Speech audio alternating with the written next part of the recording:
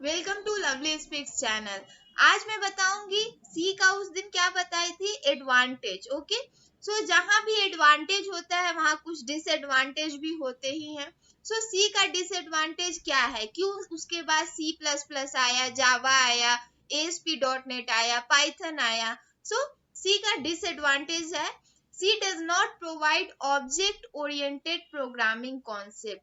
ये object oriented programming concept क्या है, कोई भी ऑब्जेक्ट जैसे बुक ले लीजिए, पेन ले लीजिए, ये सब क्या है, ऑब्जेक्ट है।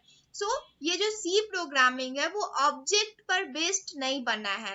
सो इसका किसमें डेवलप किया गया है, सी प्लस प्लस में किया गया है। जावा एक ऑब्जेक्ट बेस्ड प्रोग्रामिंग लैंग्वेज है। सो इसका ये डिसएडवांटेज फर्स्ट क्या है, this is not object based programming language.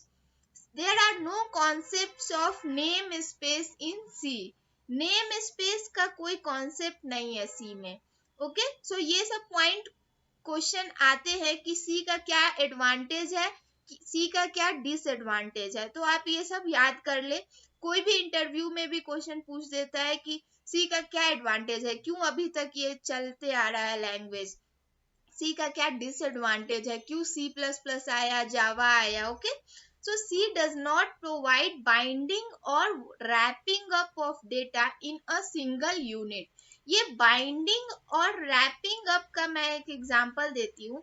जैसे आप मेडिसिन देखते होंगे, मेडिसिन के अंदर जो टैबलेट के अंदर देखते होंगे बहुत सारा पाउडर टाइप का या फिर राउंड शेप में कुछ रहता है, तो उसके लिए क्या रहता है, रैप किया हुआ रहता है जिसको आप आसानी से खा सकते हैं। ओके, सो वैसे ही सी में बाइंडिंग फीचर होता है और रैपिंग अप ऑफ डेटा होता है। जैसे जो भी डेटा यूजर को चाहिए वही डेटा सिर्फ यूजर को दिखता है वेबसाइट में, उसके बैक में जो भी प्रोसेस है, जैसे उसका डेटाबेस का लैंग्वेज कौन सा यूज है, ये सब को नहीं दिखाया जाता है यूजर को।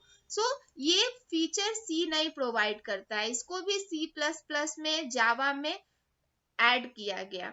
सी डज नॉट प्रोवाइड कंस्ट्रक्टर और destructor.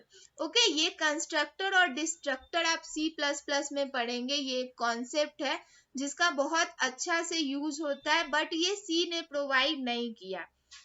So the limitations of C programming language are as follows. ये लिमिटेशंस मीन्स क्या सी में नहीं हुआ।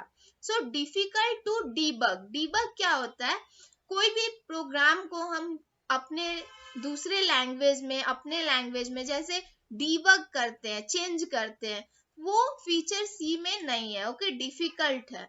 सी allows a lot of freedom in writing code and that is why you can put an empty line or white space anywhere in the program। Okay, जब मैं programme लिखूंगी तो उसमें दिखाऊंगी, कहीं भी आप स्पेस दे दीजिए, एम्प्टी लाइन दे दीजिए, वो सब को कंसीडर नहीं करता है। Okay, and because there is no fixed place to start और end the line, there is difficult to read and understand the program. जैसे आप 2 लाइन लिख रहे हैं कोड का और उसके बाद 2 लाइन एम्प्टी छोड़ दे रहा है, तो वो आपको प्रोग्राम को दूसरे आदमी को पढ़ने में प्रॉब्लम होता है, डिफिकल्ट होता है अंडरस्टैंड करने में। ओके, सो ये सब इसका लिमिटेशन है। C compilers can only identify errors and are incapable of handling exceptions. ये हैंडलिंग एक्सेप्शंस क्या है ये भी सी के आगे क्लास में हम बताएंगे।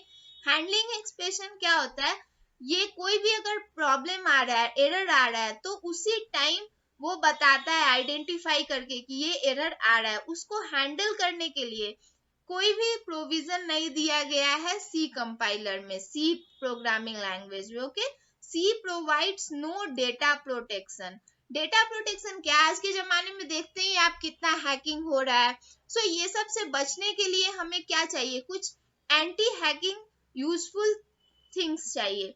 ओके, ये सी नहीं प्रोवाइड करता है। आप कोई भी सी प्रोग्रामिंग लैंग्वेज में अगर कोड कर रहा है तो आपका प्रोग्राम सेफ नहीं है। ये जावा में बहुत अच्छा होता है, इसीलिए आप देखते हैं अमेज़न का जो कोडिंग होता है जावा में करते हैं, क्योंकि अमेज़न बहुत बड़ा इंडस्ट्री बना रखा है और अगर कुछ हैकिंग होता है तो बहुत प्रॉब्लम होगा। सो इसके लिए सी अच्छा नहीं है, इसलिए हम लोग ने क्या जावा यूज किया, ASP.NET यूज किया। It also doesn't feature reusability of source code extensively.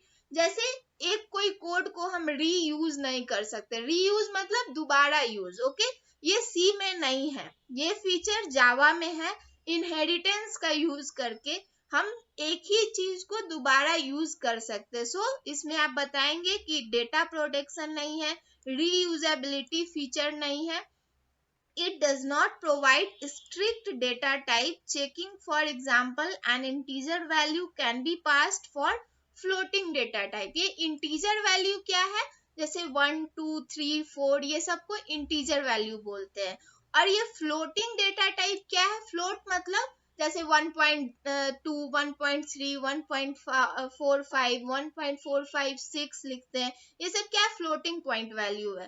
तो सी क्या करता है, डेटा टाइप अगर आप लेते हैं उसी में इंटीजर भी लिख सकते हैं, उसी में फ्लोटिंग पॉइंट भी वैल्यू लिख सकते हैं। सो यहाँ कोई डिफरेंस नहीं है। इसके लिए C++ आया जिसमें एक अलग डेटा टाइप होता है, इंटीजर के लिए INT, फ्लोट वैल्यू के लिए FLOAT। Okay, so what is compiler? Compiler क्या होता है, ये प्रोग्राम होता है दैट ट्रांसफॉर्म्स ह्यूमन रीडेबल, जैसे आप जो लैंग्वेज पढ़ते हैं, जैसे अभी मैंने इंग्लिश लिखा है, ओके, सो इंग्लिश लिखे हुए कोड को कुछ अगर दूसरे लैपटॉप पे दूसरे जगह सेंड करना है तो पहले कंप्यूटर क्या अंडरस्टैंड करता है, binary code, okay, binary code में 0 और 1, तो वो कंपाइल होके 0 1 के फॉर्म में वहां जाता है और फिर वहां से वो डेटा आपके रीडेबल लैंग्वेज जो कि इंग्लिश हो या हिंदी हो उसमें कन्वर्ट होके दूसरे यूजर को दिखता है। So a compiler is a computer program that transforms human readable source code into another computer language code. Okay, human readable जैसे आप कोई प्रोग्रामिंग लैंग्वेज ले लीजिए, C++, जावा, ओके, और उसके कोड को किस चीज में चेंज करता है, कंप्यूटर लैंग्वेज। कंप्यूटर लैंग्वेज क्या है, बाइनरी कोड। आपसे कोई पूछे अगर कंप्यूटर कौन सा लैंग्वेज का समझ में आता है कंप्यूटर को, आप बताइए binary code. Okay, the C compiler is a software application that transforms the human readable C program code to machine readable code। मतलब C compiler क्या करता है, कोई भी जो ह्यूमन लैंग्वेज समझता है उसको किस चीज में कन्वर्ट करता है, मशीन जिस चीज को रीड कर सके, जिस कोड को। ओके, सो आपसे कोई पूछे सी कंपाइलर क्या है तो आप बताइए ये एक सॉफ्टवेयर एप्लीकेशन है जो कि ह्यूमन के लैंग्वेज को, ह्यूमन जो रीड कर सके उस कोड को मशीन जो रीड कर सके उस कोड में चेंज करता है। Okay, so high level language to machine level language is called compilation। compilation का डिफाइन अगर कोई पूछे तो आप बताइए हाई लेवल लैंग्वेज को मशीन लेवल लैंग्वेज में चेंज करने को कंपाइलेशन बोलते हैं। सो सी कंपाइलर्स का अगर कोई पूछे कि कौन कौन सी कंपाइलर है तो आप बताइए, उसका एग्जांपल है CSS सी कंपाइलर और टर्बो सी। टर्बो सी में ही प्रोग्राम लिख सकते हैं आप C++ का, और ये क्या है, CCS C compiler. Okay, so C compiler Windows operating system में क्या क्या है, CCS सी कंपाइलर और Turbo C. Okay, so thank you for watching this videos, और नेक्स्ट क्लास में हम बताएंगे और भी सी के क्या क्या टोकन्स होते हैं। So please keep watching my videos and subscribe it.